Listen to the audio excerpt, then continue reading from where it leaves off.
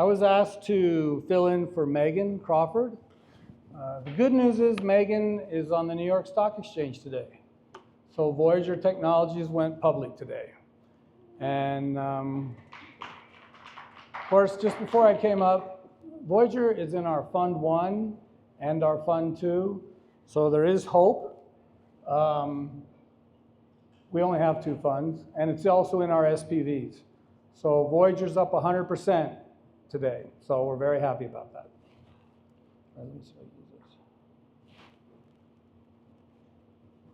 All right, what is the current situation in raising capital and allocating capital in the space industry? It's a tough time to raise. So if you started in 2019, interest rates were at 0. It was very easy to raise capital for your startup. It was very easy for venture capitalists, new venture capitalists, to come into this arena. There were no venture capitalists in the space industry in 2018. We opened up Fund 1 in 2019. So the ability to raise capital has declined, and it's down about 60%. I think that the most important thing here is it's really about how much capital you're able to return back to your shareholders. And so what's happened is your LPs, your limited partners are the people that invest in either funds or in actual space companies or startups, any kind of startups. They have not been able to have many exits lately. There's a much less ability to exit in the public markets as there has been in the past, and M&A is down dramatically. So what we're seeing is the LPs are very shy of moving forward and working with not just space companies, but all startups in general. And this is going to be very important as I go on and talk about this. What you're seeing right now is AI is taking the front row. They're getting most of the capital expenditures or the capital that's going into these types of investments. And space is probably 3 or 4 rows down. So it's harder and harder for startups to find venture capitalists that are interested in what they're doing. If you're very much a capital expenditure type of company, so a company that's going to build a rocket or need a lot of upfront capital, it's much more difficult for you. And that's a little different than what you're seeing with AI. So right now, AI companies are able to raise $1 billion at a time, and that whole $1 billion is allocated to a certain asset. So opening up a facility that runs the AI, or making an investment even in a nuclear plant that gives them the energy to run their AI facility. So these are very different times from what you've seen in the past. So historically, and we talk about Silicon Valley and the Space Valley and how they're similar all the time. Historically, in Silicon Valley, you would invest in SaaS companies, so software as a service. A software as a service company needed very little capital to build out and scale. On the other hand, an AI company needs a tremendous amount of capital that they have to invest before they can scale. So that's a huge change, and that's very similar to what's happened in the space industry. In the space industry, especially on the launch side, a large amount of capital is required before you can scale. And that's something I want you to keep in mind as I go forward. A lot of this has to do with ecosystems. So I was going to do a whole presentation on New Mexico, which I normally do in these presentations that I give, just to explain to people how important this Space Valley concept. Is Kennedy here? Kennedy, raise your hand if you're here. I just wanted to explain how important this Space Valley concept is. So the Space Valley really starts at Boca Chica and ends somewhere in Colorado. And the concept is that you can have an ecosystem where you can raise capital for startups. And right now, if you look at Boca Chica in Texas, then what you're really looking at is legacy space with NASA, especially now with this big cut in the NASA budget. And you're also looking at launch. So you've got Blue Origin as well as Starship.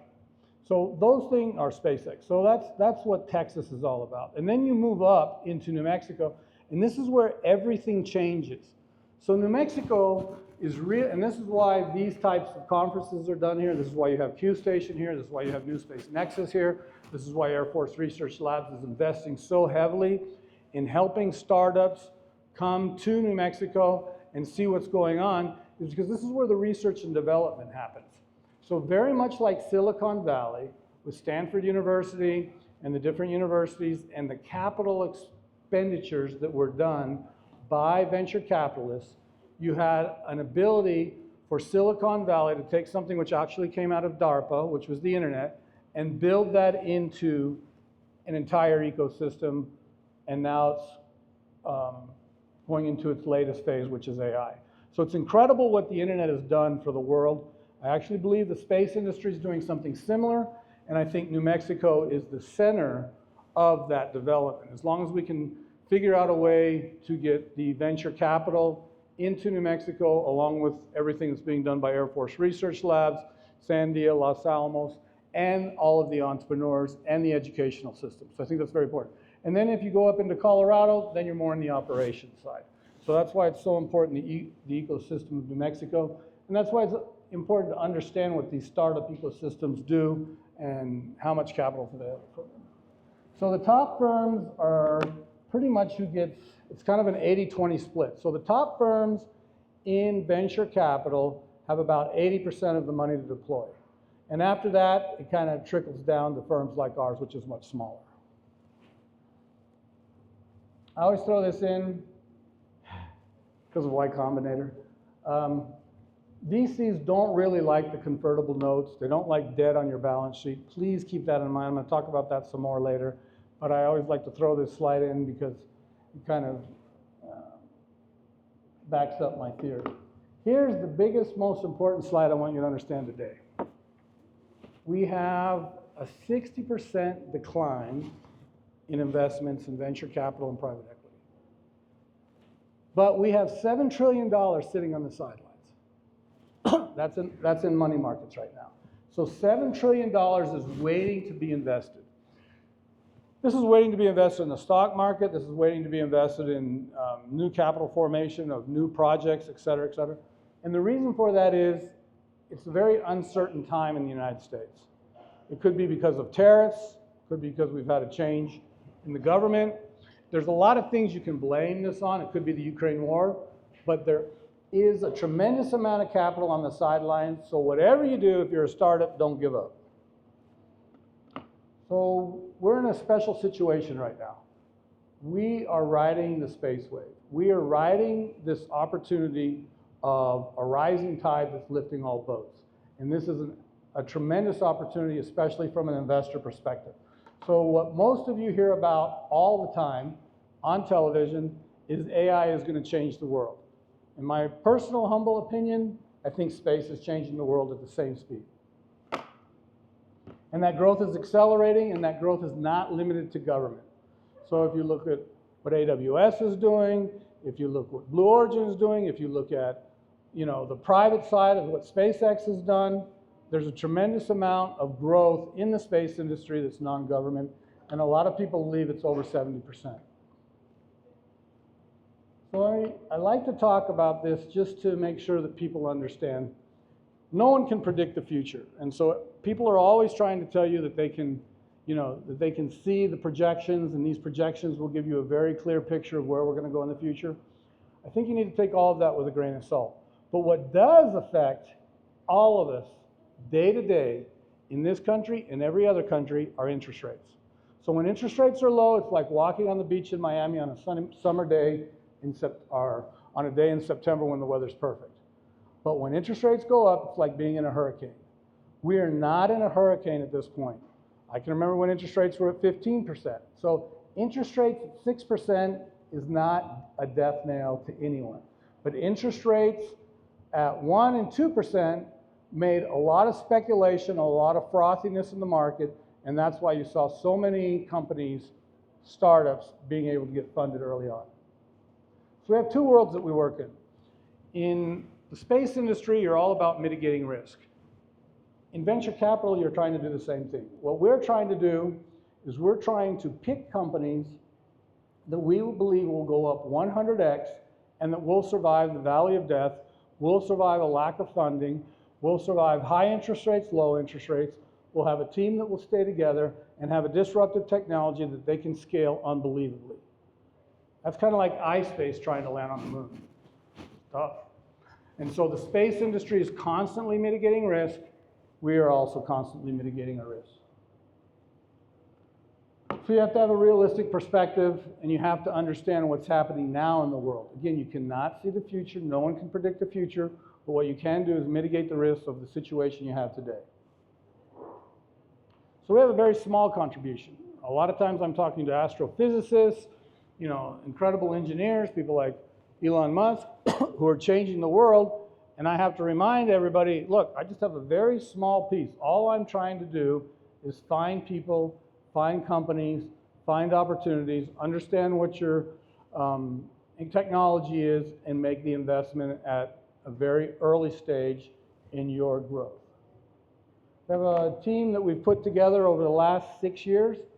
Leo Rodriguez and I worked together at Emerson Electric for 20 plus years, so I asked him to come in early on. Leo Womack is very well known in the Texas startup world.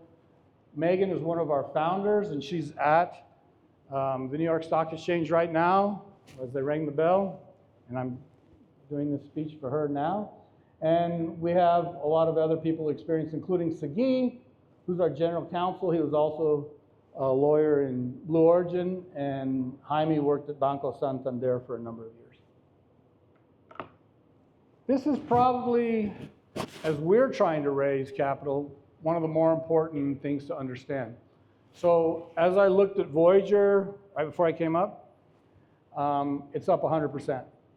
And so before that, just as we knew that Voyager was going to go public at 1.6 billion, we got in Voyager over 6 years, or right at 6 years ago.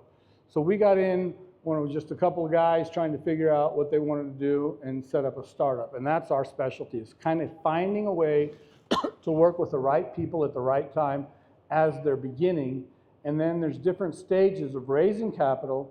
And then after those different stages of raising capital, you have an exit. An exit could be something like this, where Voyager just went public, or an exit could be mergers and acquisitions. Now, we've seen mergers and acquisitions drop dramatically, again, partially because of interest rates, partially because of the uncertainties in the political world. But I do believe most of the companies that are in the space industry will have an exit by a merger or acquisition more likely than by going public. However, our TVPI, total value to paid in capital, is up 700% a couple days ago. I think that number's gone up quite a bit. And then Fund 2, it's up 241%. And we're raising Fund 3 now. So we have about 25 million in assets under management, and I think we're probably the first VC in space. And our edge is we've been working with the space industry and you people a long time. We're now raising 200 million. This has been tough for us, just like it's tough for the individual companies to raise, but having some experience and having a good return on investment has been a very positive thing for us. So what do? We try to hunt for space unicorns. A unicorn, as you know, is the company that goes from 0 to 1 or 0 to 100x in less than 10 years. Our deal flow, a lot of it comes from people like you, people like Q Station, Air Force Research Labs, DARPA, New Space Nexus, etc. So I've actually met with maybe 30 space companies in this building over the last few years and invested in probably 3 or 4. So this is a good place to be if you're a startup. Risk control is important. So as we raise this 100 to 200 million, we probably won't put more than 5% of our portfolio in any one company. But it's not about that wave. So I talked earlier about that wave, this rising tide that lifts all boats. It's about the individual companies, which means the individuals that are starting and running the company. So how do you find intrinsic value in a startup? The laws of physics. I hate it when I go to a presentation from a startup and the guy tells me, well, we might be bending 1 or 2 laws of physics with this technology, and we might even be breaking a law of physics. Red flag. I look at 1,000 companies a year. We invest in 25. And so please don't be outrageous in your statements, because it just scares us away, and then we say, red flag, let's go to the next company. Engineering standards. If they're good engineers and they know what they're doing and they're very tight tolerances, we like to hear what they have to say.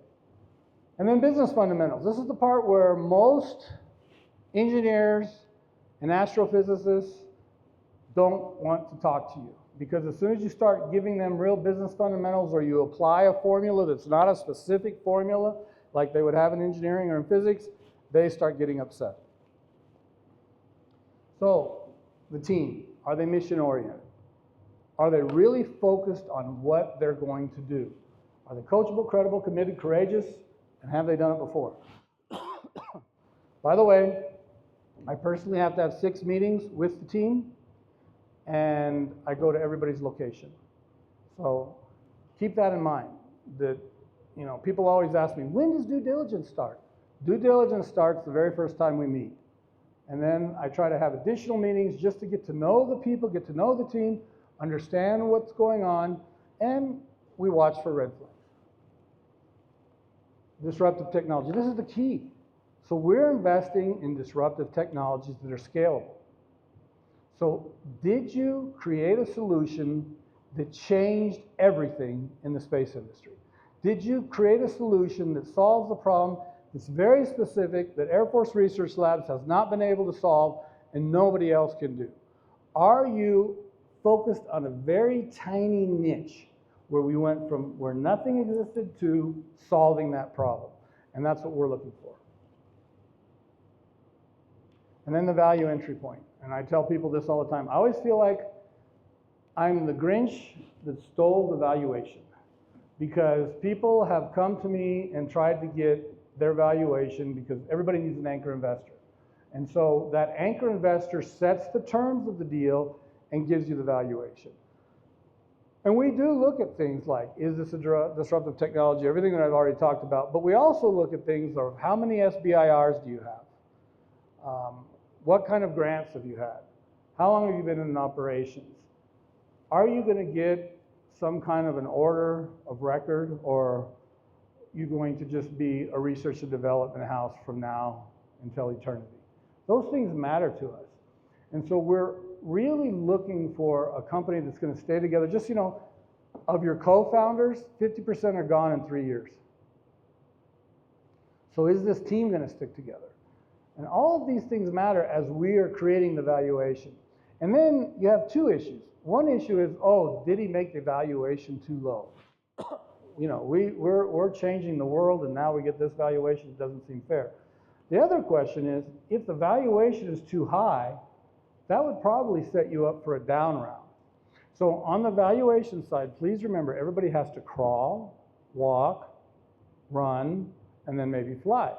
And so early in this valuation process, please keep in mind that the first investor isn't the last investor, and that there's different steps. There's a Series A, Series B. So you have pre-seed, friends and family, pre-seed, Series A, Series B, Series C, etc. So you don't have to have a high valuation just coming out of the chute. When you put it all together, that's how we find space unicorns. I'll just say that, Starlink, according to Ron Barron, is supposed to go public in 2027. So Starlink is a special situation. We invested in SpaceX, I think at the $75 billion valuation. So we will look at companies at later stages. I personally prefer very early stage, but we do make investments at later stages. So here's our portfolio. We're kind of proud of this portfolio. You know, we just had Voyager go public today. So it's an exciting day for us as a team at SpaceFund. We're all sending each other text messages, making little calls, and you know, these moments are all a lot of fun. We think that Starlink will spin out of SpaceX in 2027. We believe that that's true. ARC-X, which is a ETF that tracks space companies, just declared that SpaceX in 5 years will be worth $2.5 trillion. I hope they're right. It's a little scary. But the other companies that we have here, a number of them have grown already 10x. And so I'd just like you to keep in mind that these companies, again, there's a company here that I met the people here. They wanted a valuation 3x larger than what I was willing to give them. They had matching funds coming from Air Force Research Labs, and they needed to have an investment in 1 month. Gabe asked me to speak to them, again here, took them aside, came up with a valuation. They agreed to it. I flew out to their location. I met with their college professors. When they did their master's degree, set up the lab. When they did their PhD, they set up the actual unit. Within 6 months of us making that first investment, they flew on the ISS. Got a picture of them with 2 units being held up by an astronaut. They were able to raise again 8x higher the next time they did a raise. And now they just had good news from their second ISS mission. So we do a lot of due diligence, we're meeting with you constantly, but we can move fast when it's necessary. So please keep that in mind. And I've mentioned this slide to a few people. Here's the elephant in the room. What just happened? You know, I don't think anybody wants to talk about this. When this first happened a week ago, I couldn't even talk to anybody at home. I was so upset about it. I couldn't believe how 2 of the most important leaders of the world were airing their laundry in front of the entire world. I was devastated. And how is this going to affect the space industry? How does this affect each one of you? I can tell you from my perspective, you know, I understand that we have changed from building, you know, something on the moon that's a long-term project as the priority to the Golden Dome. That I can understand. But understanding why the leader of the free world and the guy that's created the most disruptive technology in the world have an argument in public is beyond my personal capability of understanding. And it wasn't necessary. And it also makes me wonder, what is the long-term direction and how do I invest with all this turmoil? Now, I'm going to give you the good news. When this was going on, Rocket Lab went up 8% in 1 day. So maybe what this means is no one has a monopoly on space. Maybe what this means is all these other startups out there are up for an incredible opportunity today. Maybe what this means is your company has the opportunity to either become the next Rocket Lab through a roll-up strategy, or their disruptive technology is going to get that much more attention because somebody else is arguing about silly things in front of everybody else. So just keep that in mind. This could be an improvement in our opportunity. It doesn't have to be a devastating blow to the space industry. So I want to end with this, because we were all going in one direction until a week ago. It ain't what you don't know that gets you in trouble. It's what you know for certain that just ain't so that will get you every time. So, you know, there's old investors and there are bold investors. There's very few old, bold investors. So we all have to mitigate risk. Mitigating risk is the key to long-term investments in companies that have strategic competitive advantages. And because of those strategic competitive advantages, they can create long-term profitable growth. I have some bonus slides for New Mexico. Does anybody want to see these? It's actually from New Mexico, or do you want me to skip these?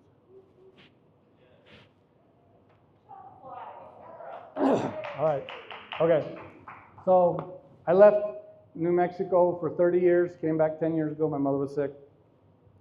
So I bought a job, because when you're my age, when you're the old investor, that's pretty much how you have to survive. So I bought a job and I came back. And this is how I see New Mexico today.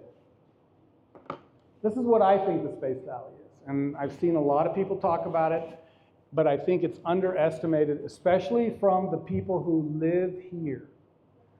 You know, I was talking to one of the heads of Air Force Research Labs at a New Space Nexus advisory board meeting, and he said, Dan, the biggest problem we have in New Mexico is everybody on Capitol Hill in Washington, D.C. knows that New Mexico is the most important place in the world for deep space discoveries, for new technologies. Everybody on Capitol Hill in D.C. knows it. Nobody in New Mexico knows it. And so it's very hard to get our local community to understand what a grand opportunity we have here today. And our research and development creates value. So you guys are all working with a lot of startups. You know, if you look at AOL when the internet started, AOL didn't quite turn out to be as great as everybody expected, and Time Warner bought them for shares, and wow, that was a huge blow up. But if you look at Amazon, if you look at Google, if you look at some of these other companies, a lot of companies make it. So we have a tremendous number of startups either here in New Mexico, coming to New Mexico, or wanting to bring their operations to New Mexico. And there's a reason for that. This is where the customers are. They want to be where the customers are located. And now we have an infrastructure like what we're sitting in here today, like, like the incubators that we have with New Space Nexus, like what Air Force Research Labs is doing just to help all of these companies develop and grow, and how they're outsourcing so much more and trying to pull in industry. It's amazing. So this is the opportunity, and this is the right place to be. But what most people don't understand is there's already $40 billion a year spent around or in New Mexico by all these different organizations a year. So I think I'm going to conclude with, as someone who's come back, I'm very excited about this opportunity. And as an investor in the space industry, I think this is absolutely the best time on a worldwide basis to be involved in the space industry. Thank you. I'm open for questions.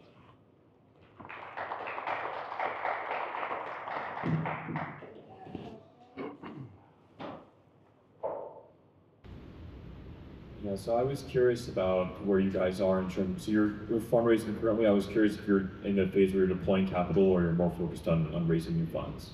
So we're always looking at who we're going to invest in. I've already put together probably 10 to 12 companies that we're highly interested in from Fund 3, but we are raising Fund 3 right now. I expect to deploy capital in 3 to 6 months. Thank you, Dan, for the presentation. Congrats again on Voyager. I just saw they're like an extra $3 after hours now, after that afternoon dip.